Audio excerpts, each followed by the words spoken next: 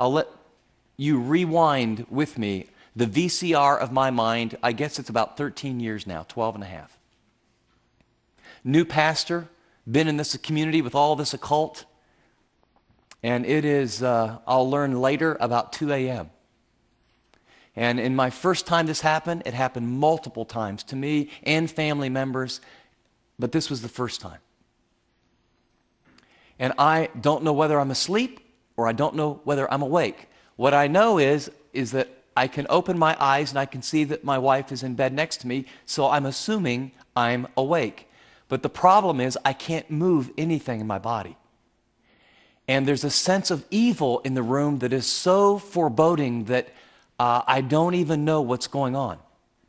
And not only that, is that little by little, as I'm crying out to God in my mind because I can sense something's wrong and I'm praying, Jesus, help me, help me, help me.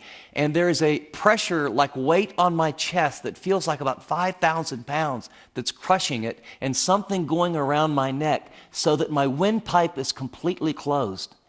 And it's, if you've ever had someone dunk you when you were a kid in a pool and you just can't get any air and you're right at the point where you want to go, and you know, the next breath you're going to take, either you're going to come up and get air or you're going to take in water. That's exactly where I'm at. And I'm crying out to God and I'm praying, but I can't move anything. And I see Teresa over there. Oh, God, help, help. And I can't, and I'm going to suffocate. And I'm thinking, how in the world can you suffocate in your own bed when there's not any water?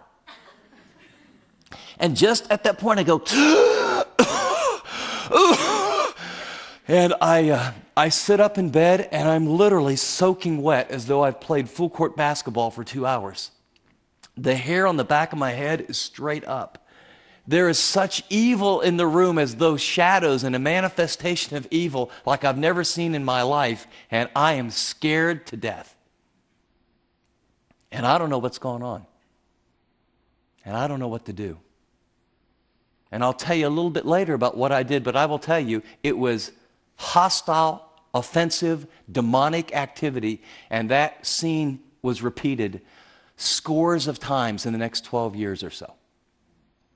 What do you do when it's not like you're just being deceived? It's not just a little condemnation. It's not just that, you know, you're being convicted and some things are happening that you need to deal with. What do you do when, for some very specific reasons, there is strong frontal satanic attack? I was helping disciple a fella at the time, and, you know, I will share a little bit later that as I was sitting up in bed, I thought to myself, you know, I need to pray, and I think I need to pray out loud. Now, I'm a pastor, okay? I went to Dallas Seminary. It's not like I don't know a few verses. Okay, I'm an old ex-navigator. I got some weapons in here, but I am scared to death, and I'm thinking, I think I need to pray out loud. And notice this, the enemy again, pride and the fear. If I pray out loud, my wife might wake up.